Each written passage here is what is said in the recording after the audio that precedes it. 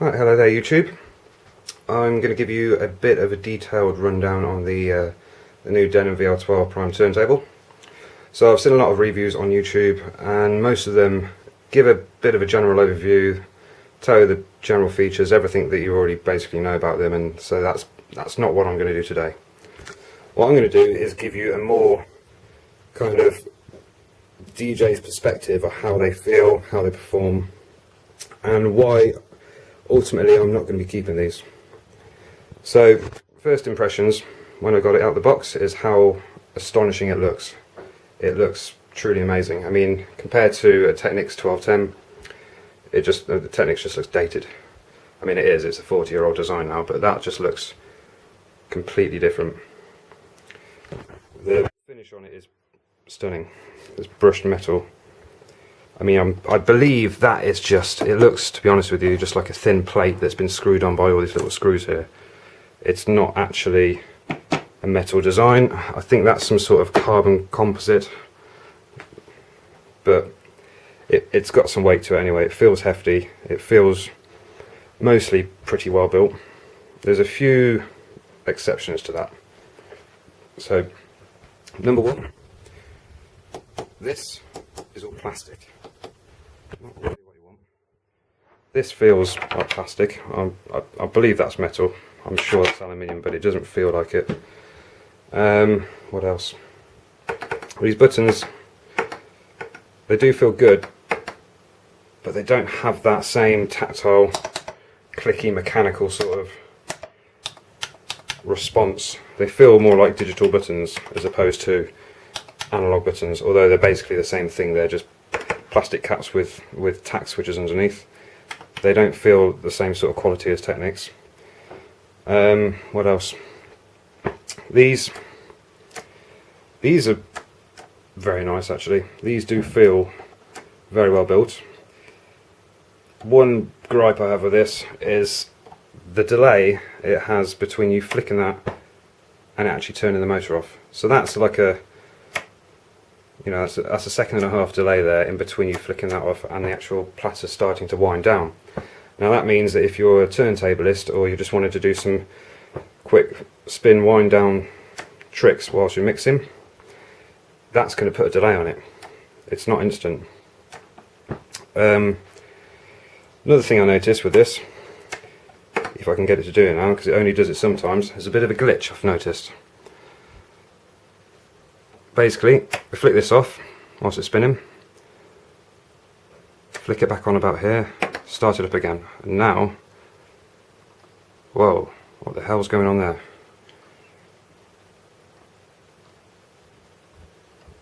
Okay, it's done some weird stuff, but it's never done this. That's a bit of a concern. I've never actually seen it do that before. Let's try that again. Now this is what it normally does. I mean, you can see that properly now. Let me just, I'll knock the pitch range up because I noticed it was a bit easier to see once you slow it right down. It's speeding up and slowing down. It's wobbling all over the place. Now if I put this is a timecode vinyl, serrated vinyl. In fact, no, it's slowing right down now. Where is it? Can't tell what's going on. Let me speed that up. You might be able to hear it. It's wobbling all over the place. Now what you have to do is stop it and start it again. Now that's back to steady speed. So that's a bit of a glitch. I've never known that from a turntable before. The tone arm. This is a fantastic design. That is brilliant. I love that to bits. It's fantastic. The bearings, now I've got 3 of these. 2 of them have got a slight wobble. In fact, it's not this one. It's this one. There's a slight bit of play in it.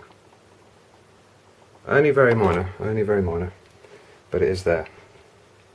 And there's another one which I've got packed up. These are brilliant. 2 different lights. That one's got a nice warm sort of halogen sort of glow to it. The other one's got a much brighter, more of like an LED white shine to it. The other thing, this feels, you can hear it, just doesn't have the same quality that you get from a Technics. That feels like metal rubbing on plastic, really. I don't think it's, this is obviously plastic, so that's metal rubbing on plastic. Now with the Technics, this is like metal rubbing on metal with a little grease. It's just stiffer. But it's, I mean, this has been freshly oiled. I've greased this up myself, so that's got a much more quality feel to it. But that being said, I've played on these quite extensively now, and I love them, apart from one major issue, and that is this bloody pitch fader. So to start with, it feels very nice. It's got a lovely smooth travel all the way from the top to the bottom. Bit of a niggle is the fact that it's got a gap underneath it. Obviously that's to stop it from scratching there, but you know, I've never had that issue with Technics. Obviously the Technics have got a bit of felt underneath it to stop it from rubbing.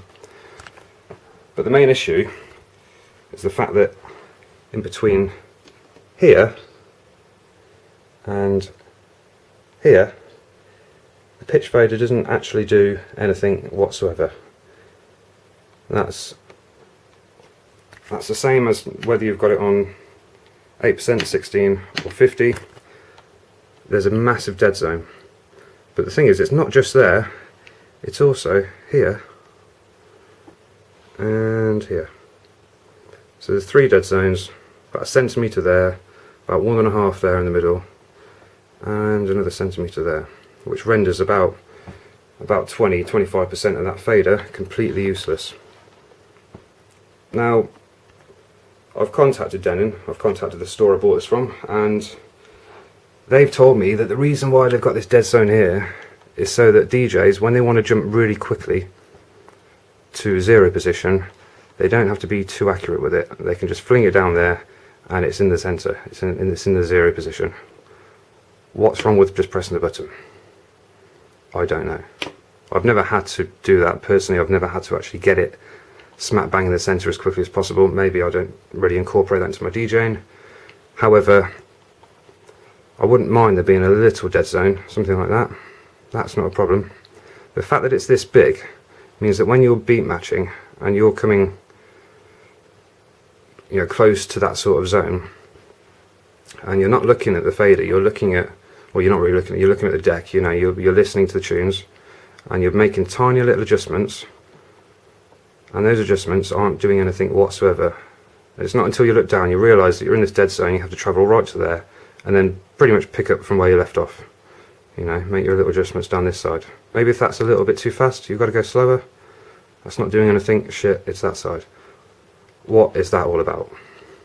Now I'm really curious as to whether it's just me being a bit of a daft bugger, or whether other people agree that a dead zone rather, of that size is completely unnecessary. So I'd love it if you guys could put in the comments and let me know what you think to that, because that's the fundamental reason why I'm getting rid of these turntables. I can't mix on them. I've tried literally for 3 weeks now. I cannot get the hang of it, and I've been playing on them most nights. It's just baffled me. Apart from that though, it's a stunning deck. Oh, the platters as well. These, that's off this one here. That's a Technics platter. Let me show you that. Now that's industry standard. That is a very well built platter. Compared to most of the turntables, that is, you know, that's top banana, that is. That is another step ahead.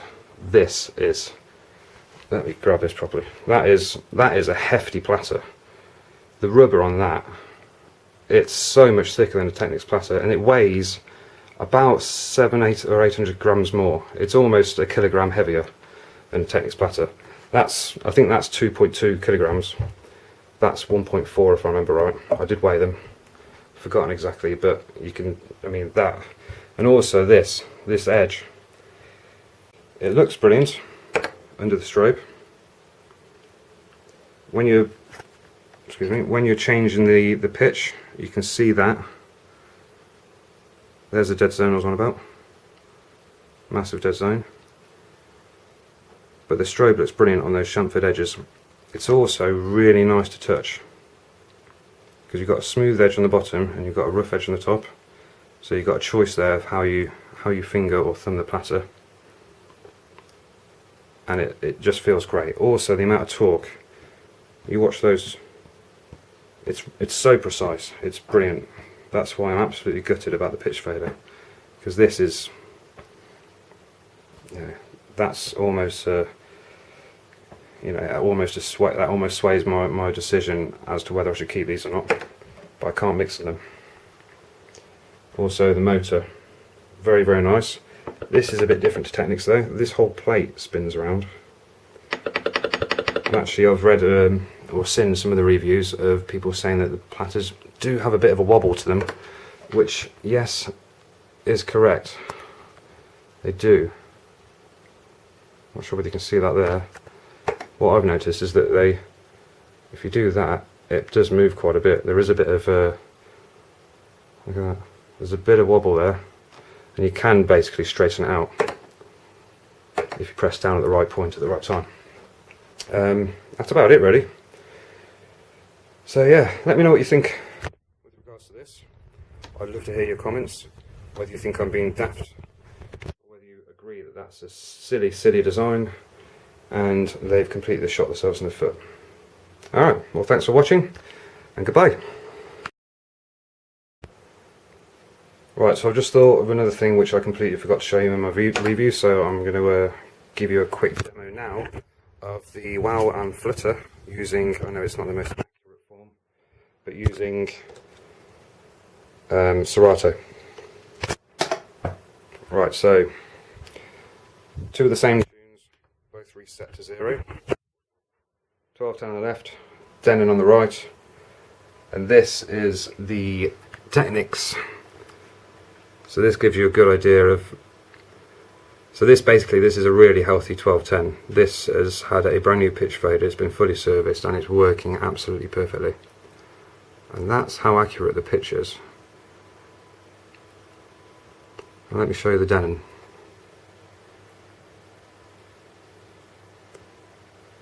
Now this is the same on all three Denons I've got.